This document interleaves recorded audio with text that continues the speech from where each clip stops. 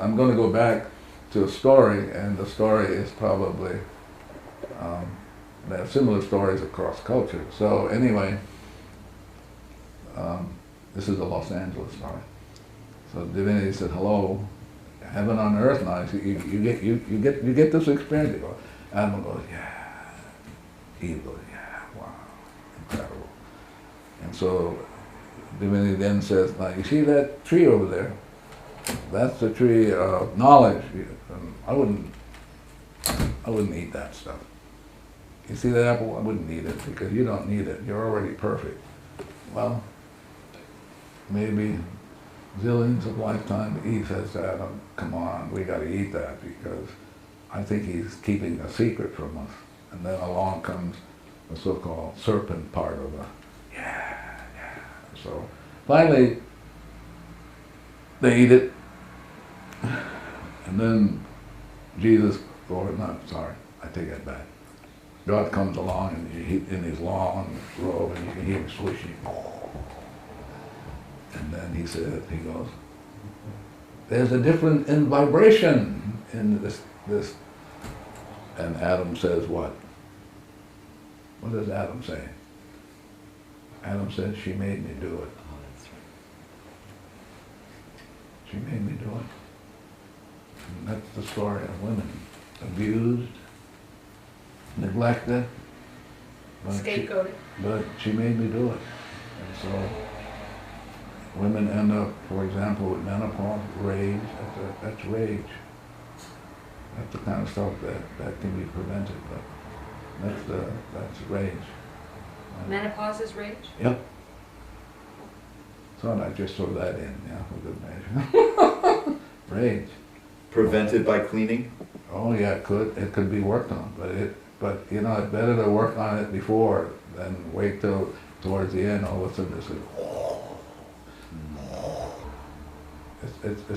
it isn't quotes natural. It's not a natural state. I can't imagine God would create somebody and create you and say, I'm going to make you suffer.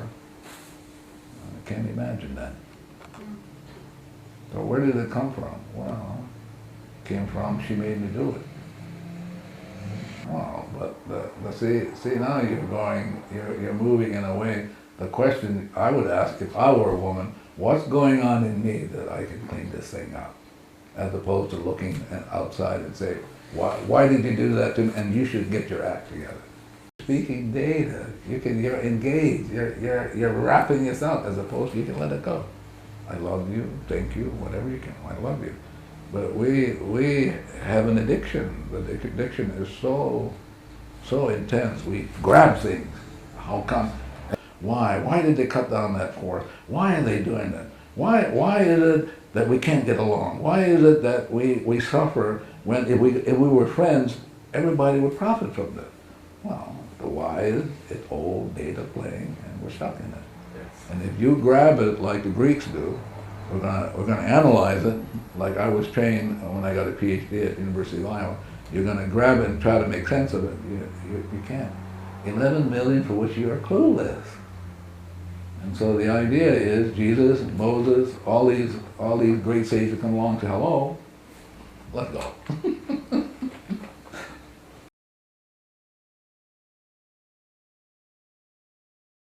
No, you see, I'm still here. What are you talking about? Yeah, I'm still here.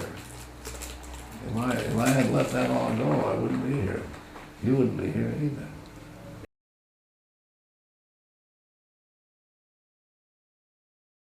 Who am I? And how would you answer it? I am infinitely zero. I'm an exact copy of the source, the infinite. I'm an exact copy. That means I'm perfect in every way. My problem is not me. My problem is the data in me.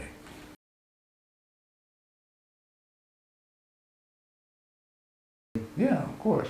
So God created you, and your rhythm is very different from hers. Your rhythm is different from the chair, of course. And you have a rhythm for which then you have a certain purpose for which only you can fulfill. And if you don't fulfill it, then we're all stuck. Yeah. But each of us, like Marvin and me, this chair, we've come we have been given the gift of this lifetime to take ourselves back.